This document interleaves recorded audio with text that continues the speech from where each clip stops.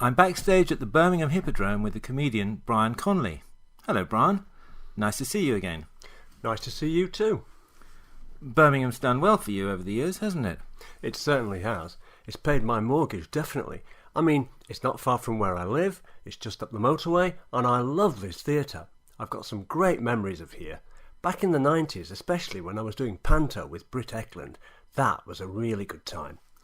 You mentioned Panto, which has, of course, an element of audience participation and rowdiness. How do you cope with that? Is it something that's difficult for you? It is difficult, especially with the kids. You never know what they're going to come up with, but I'm up for that. Some theatres don't like the kids to come up on the stage anymore. They just finish with a musical number and that's it.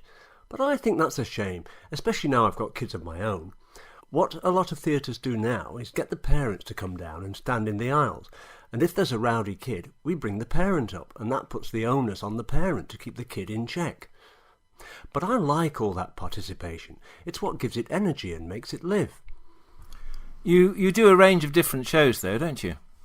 Yes, I do musical theatre and corporate work as well as Panto, but Panto's the best. It plays to my strengths, you know? I like the fact that it's got everything. Singing, dancing, comedy, and if there's something in the papers that day, I can pick up on it and put it in the show.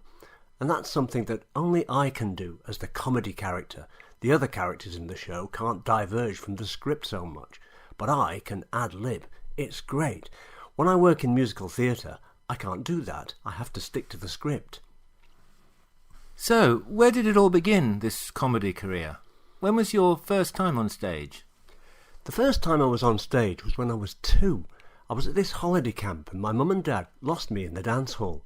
Then they heard loads of people laughing and they saw me up on the stage making a fool of myself. That was it after that. I was hooked. But what has also driven me is the fact that I was dyslexic. I found it difficult to keep up at school because my writing was bad.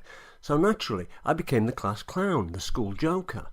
But I was always a good singer, and singing was always my first love. Comedy came later. When I started doing clubs when I was 17, I found that you get paid more for doing comedy than you do for singing. And you still do comedy now? Yeah, I do. Most of the comedy I do now is actually corporate work. You know, these big work events where there's free food and drink. It's very lucrative, but it's a tough crowd. They've got a load of free alcohol and they get all boozed up. There's a big demand for it these days, but a lot of famous comedians can't do it. I've learnt how to handle it over the years, and I've got an answer for every situation now. I had to fall into it, really. It pays the mortgage. And you still get nerves? A guy once said to me that it doesn't get any easier. I dismissed that. I used to reckon that as I got older and more experienced, I'd be more relaxed and I wouldn't get so nervous. But I realise he was right. I want to do well, and that affects how you feel before the performance. Brian Conley, thank you very much.